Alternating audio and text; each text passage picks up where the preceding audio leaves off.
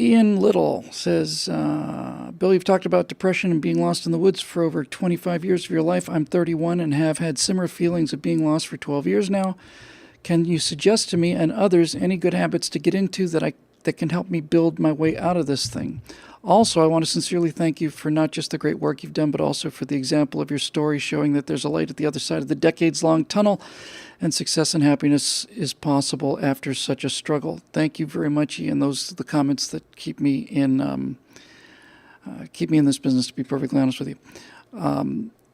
Let's start with what you're talking about here. 31. Listen, when it comes to clinical depression, there's a lot of people who just are going to tell you, well, just cheer up, or what's the matter, or why are you feeling so sad, or you've been feeling sad for a week, or any one of these things. And there are, if somebody's asking that question, then they don't understand the nature of that illness. That's not to say they don't care. It's not to say they don't love you. It's not to say any of that stuff. It does say, though, that they just don't understand it. And so the first piece of advice I would give you is this.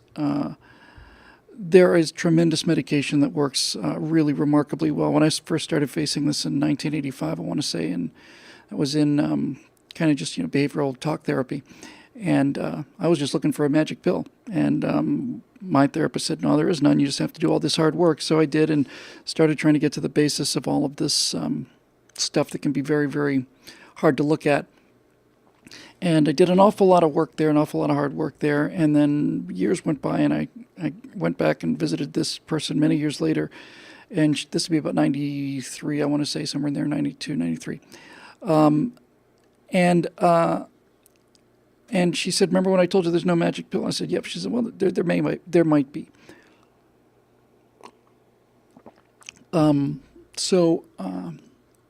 So Prozac was the first of these selective serotonin reuptake inhibitors, and basically what that drug made me and something like 30 or 40 million other Americans realize is that trying to fight this by toughing it out, gritting your teeth and just I'm just going to have to find a way to get through this. It's very much like you trying to get your way out of a diabetic coma through sheer force of will.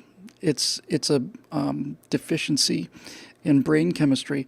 And that is a medical condition that you really should have looked at. You can get tremendous amount of relief from the medicine side. And if I'd had that first, I think everything would have been much easier. But the fact of the matter is, it's not just the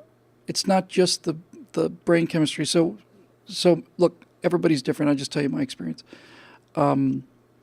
I don't know whether childhood trauma or whatever led to the chemical dependency or deficiency, rather, serotonin problems and dopamine and all the rest of it.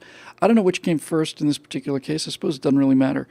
But when I became a teenager, really when I was junior, senior in high school, and then certainly during my college years, something just really happened, and it really got very, very, very bad.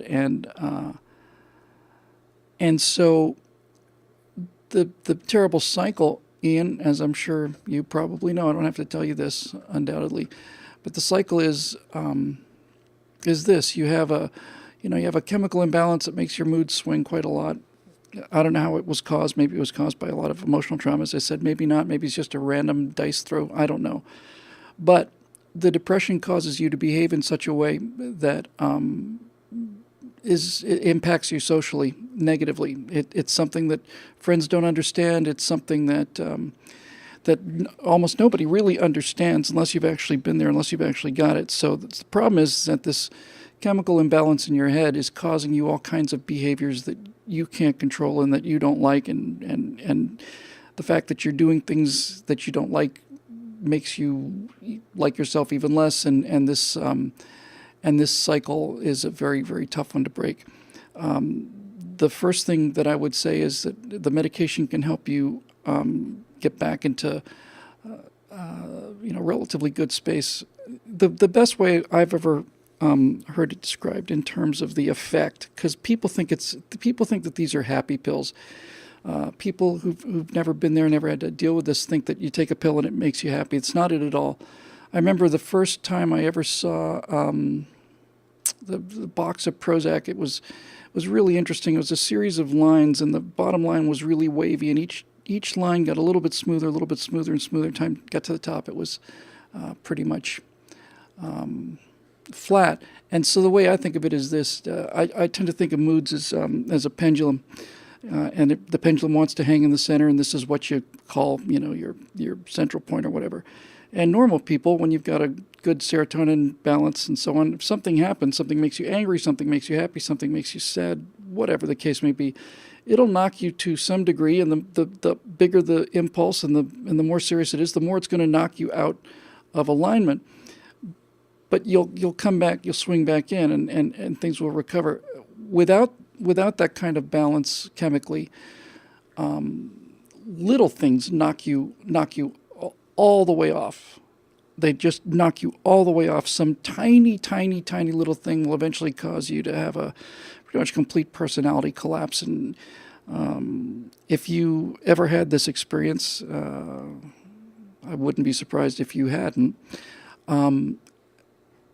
I would find myself out with friends or something, and I'd be in a pretty good mood, and I'd be having a good time, and somebody would say something. It wasn't even about me. It wasn't something even negative. It was just something happened, and I just could feel the whole thing just coming down. It's just like, and 2 minutes later, I get up. I got a table full of friends there. 2 minutes later, it's like I'm going home. And, well, what happened? Nothing. I'm fine.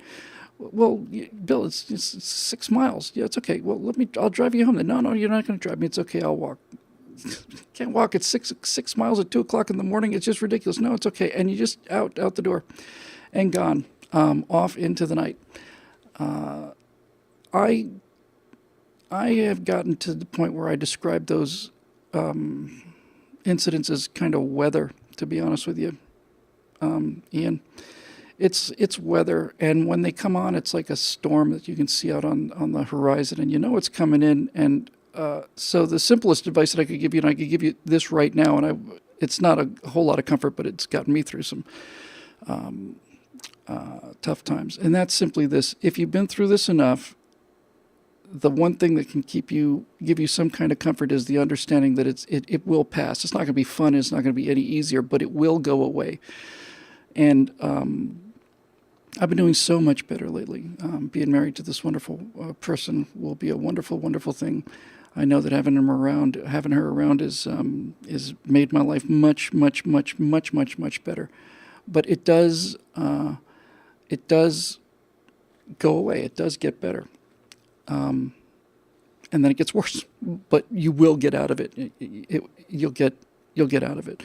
The storm will come. It'll be here for 2 or 3 days. You'll feel awful, and then it'll pass. You go away, and you'll be feeling better. So to answer your question, Ian, I would get myself to. You need to find a psychiatrist, because a psychiatrist is a medical doctor, and only psychiatrists can prescribe medicine, and that will help. Hopefully with the chemical imbalance, that's a big part of it, and you'll feel better about that right away. I remember the first day I woke up, and no exaggeration, Prozac is supposed to take, no, I'm not still on Prozac or antidepressants, by the way, Cody, thanks for asking. Prozac is supposed to take 2 or 3 days to fully come up, but I remember I took those pills, took the first pill in the late afternoon, and I remember waking up the next morning, and just the first thought was, oh, so this is what it's like to be normal. This is what it's like. It was like that. Oh, I see now. I get it. I understand why people don't have to go through all this turmoil and trouble. I think if you look carefully, probably at virtually everybody who's got an addiction problem, gamblers, compulsive gamblers, alcoholics, drug addicts, I'm not sure about the sexaholics thing. Let's just throw it in there. People who use food for comfort and so on. I think if you find all those people and took them out and sat with them, you would probably find that it's depression that's driving virtually all of it, and the depression and the behaviors that lead to antisocial behaviors. Because really, the alcohol is not the problem. The alcohol is the symptom of the problem. some way or another, people are medicating themselves. They're trying to reduce their level of pain. I don't want it to sound more dramatic than it is or less dramatic than it is. If you haven't been there, everybody's been sad. Everybody's had bad things happen to them. So I'm not talking about sadness. I'm talking about this blackness. And many people find a way to reduce that feeling. And whether you're doing cocaine or whether you're drinking too much or you're gambling on a gambling high, whatever, you do anything to get out of that pit. And that's why there's so many people out there with these addiction problems. And then, as I said, it's a cycle. So let's say you suffer from depression and you're just not feeling good, so you decide to have a drink. A drink makes you feel better. Okay, pretty soon you're drinking all the time. And if you're drinking all the time, that means that you're probably going to lose your family or your wife or friends or the people who are sticking with you are going to go.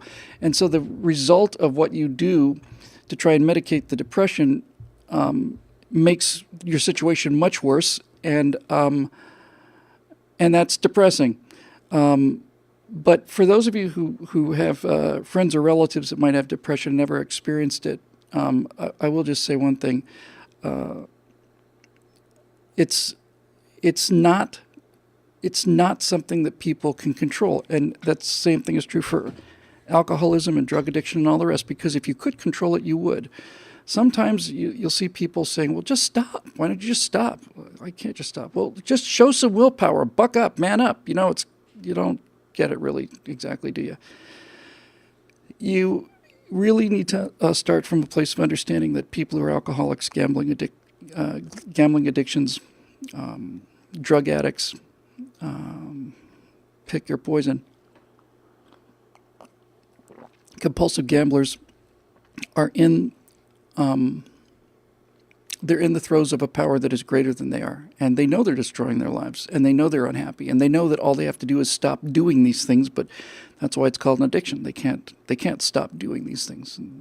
And if you haven't ever experienced that, it's tempting to blame it all on lack of willpower, or maybe you're just, maybe you think you're a drama queen, or people sometimes you say, well, you're just rolling in it, or you're moping, or you're wallowing in it, just buck up, get over it, stop feeding it. It's not like that. It doesn't work that way. It's very, very overwhelming. And since this is an important topic, because this is, when people say I've really helped their personal lives, that means so much to me, so much more than political compliments, although those are very nice too. So just to kind of wrap this up, you really, Ian, if you're 31, you've got two tasks ahead of you, and one of them is difficult and one of them is relatively easy. The relatively easy one is you don't have to tell anybody. Find yourself a medical doctor, a medical psychiatrist. Go in and tell them you think you're suffering from clinical depression. They'll ask you a bunch of questions. And then within you look at all, they'll write you a prescription, and you will feel considerably better fast.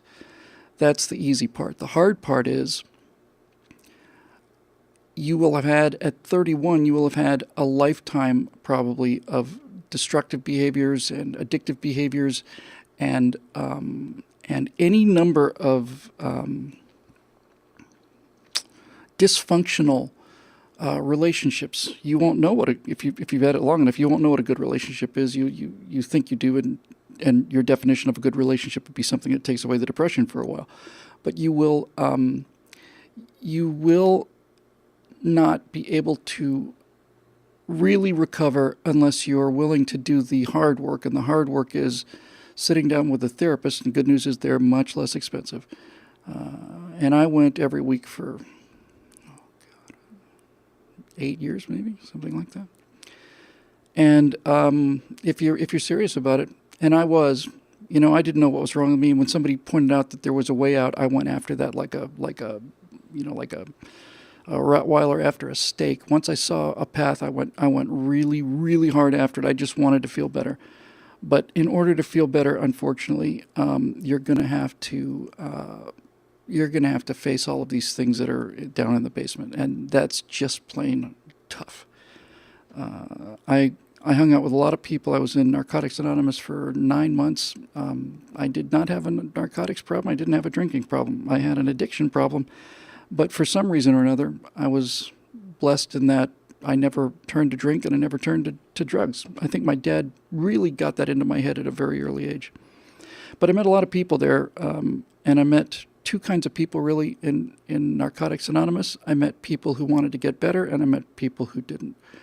And the people who wanted to get better were working very hard, and the people who didn't became addicted to the program, became addicted to the meetings, became addicted to being an addict or a drunk or whatever. And NA was keeping those people alive, but they weren't getting any better. So you're going to have to ask yourself, do you have the courage, do you think, to go down in the basement where all the little red eyes are staring at you?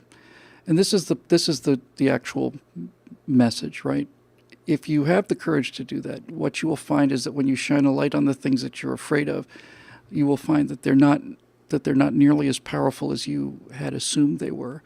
That all of these things have power in the dark, and that you probably have had the experience, many of you I'm sure have had the experience of, you do something and it's a catastrophe, then you do the exact same thing and it's a catastrophe, then you do the exact same thing again and it's a catastrophe, and after a while you begin to realize, you begin to think, I'm just doomed. There's just no way that there's no way I can get out of this. I keep making the same mistake again and again and again. I have the same behavior, the same whatever. I'm looking for the same trouble, whatever it is, again and again and again and again and again and again and again, and you begin to think, that's it. You're stuck. That's it. You'll never recover. But what you're going to find is, if you got the courage, and I did, and I'm proud of it, if you've got the courage to go down in the basement, you will find that there are strings and buttons and all these other mechanical things that control your behavior. And you don't know they're there until you see them. But once you see them, all of a sudden, you'll have a real insight. You'll find yourself doing something that you don't want to do, or something you've done so many times you want to stop doing, and you realize it's got nothing to do with this. It's got nothing to do with this person. It's got nothing to do with this. This stuff is a script that was written when you were 5, and you're still replaying it. You didn't get something you absolutely needed, that all human beings need when they were young, and you're spending the rest of your life trying to get it, and you're reliving things as an adult, trying to get a feeling that you had when you were 5. And if you understand that, then life gets a lot better. I could do this all night, but this is actually a pleasure for me. I don't want to say it's fun exactly, but anytime I know there's somebody out there listening, and I've had many people, many veterans especially, who've told me it really just helps not knowing you're not alone. You're not alone out there. It feels like you're alone, I know. And you're just going to have to take my word on this one. However, I will tell you this. You can get out of it. And I don't mean you can get out of it if you become, just barely marginally famous internet celebrity. You can get out of it because you can get out of it because it is something that's escapable. That's the good news. The bad news is it's going to take a lot of work over a long period of time, and it's going to require a fair amount of courage. And I suspect you've got it, Ian, because if you didn't have any courage, you wouldn't have written this letter, right? You wouldn't have written this comment. So friends are great. I would highly recommend, if you're in actual serious, real pain all the time, I cannot highly recommend enough finding a 12-step program, either Alcoholics Anonymous or Narcotics Anonymous. As I said, I didn't have a drinking or a drug problem. I was probably the only person in the entire South Florida district of 300 or 400 addicts, and they were the most interesting, funny, brightest people I ever met in a group. I thought they were all going to be just a bunch of hobos looking at their shoes. They were the smartest, the funniest, kindest people I'd ever met in those rooms. And if you're feeling bad, pal, there's always a meeting going on somewhere. And you'll walk into a room full of people who you've never met before, and 2 or 3 of them will come up to you, and they will talk to you as if they've known you, and you won't believe them. You'll be suspicious. You'll think it's some kind of a con or a sales. It's not. What people are doing when they welcome you into a group like that is they're remembering what it was like to be welcomed in themselves. They'll remember the feeling of walking into a room so absolutely, utterly miserable that you're now fallen so low that you're going to a Narcotics Anonymous meeting at 7:00 in the evening at, in South Miami, Florida, and they'll remember that feeling, and they can't do anything for the people that help them because most of those people hopefully have moved on and gotten better, but you can do something for the people coming in. So you're going to find people who actually care about you, and that may not make sense to you because you don't know them, but they know you. And when they came in, there were people who knew them, and it's a nice long cycle. You got to pay it forward. So anyway, that would be my advice to you, buddy. And don't hesitate to write me back ever. You know, I mean, it's I'm tough with the Facebook messages, but if you really, you know, if you have a serious issue, just contact me at info@billwhittle.com, and I'll have Carla pass that on to me. We'll just chat for a bit. So hang in there, and I mean, you can get out of it. I'm living proof. I'm busy and I'm frustrated with technical problems, but I'm a very, very happy guy, and I've got this absolutely wonderful fiance, and I just didn't know I could be this happy. And every time I think I've reached the limit of how happy I can be, I wake up and I'm happier. So you can get there. You didn't ask for what happened to you, but that's always the case, right? You're going to have to earn it, pal. And I wish you the very best of luck, and anything I can do to help you, you let me know.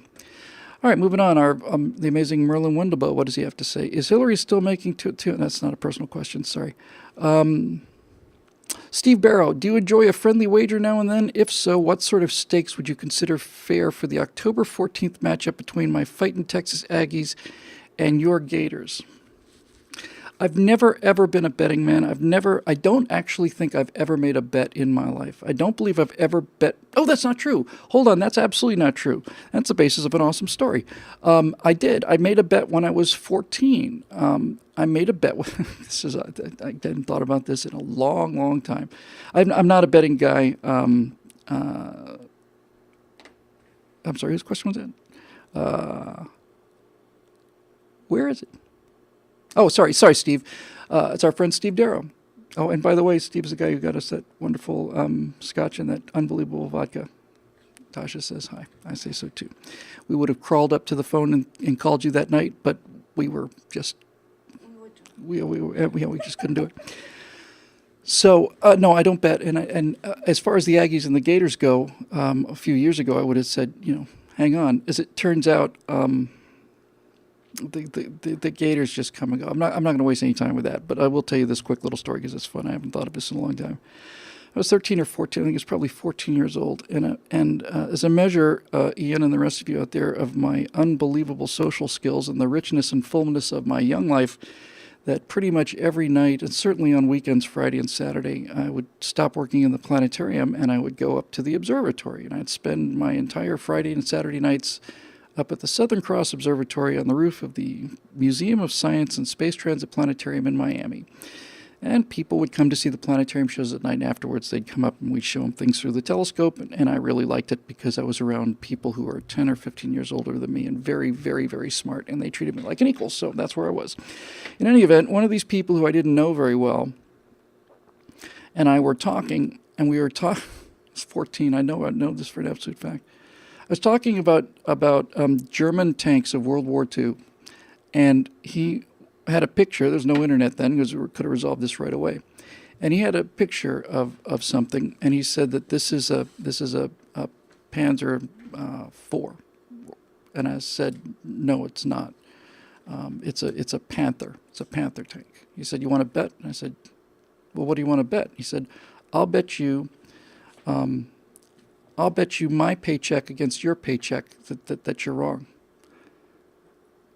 I was part-time kid. I was struggling, but I knew I was right. I was absolutely 100% positive that I was right. So I said, yeah, okay. And I brought up the evidence the next Friday, and he was there, and it was adjudicated by a tribunal of honest men, and was genuinely, absolutely agreed that I was right, and he never paid me. Which is, I don't know, maybe it's not surprising, but I'll tell you one thing, I would have paid him if I was wrong. And I think that's probably when you realize there are people who are honest and there are people who aren't. He caught a lot of grief from the rest of the guys up there, from my friends, as saying, you bet him. And he shook your hand and you shook his hand, and he said he was sure and you said you were sure. And he was right and you were wrong, and you need to pay up, and he didn't do it. My dad had a particular revulsion for Welchers. Now, my dad played a lot of poker. He was a very good poker player. But I remember him having a very special place in his heart for Welchers, for people who make a bet, and then when they lose the bet, they don't pay up. He really, really thought that was the absolute depth of dishonor, and I think there's probably something to that. Okay, let's see here.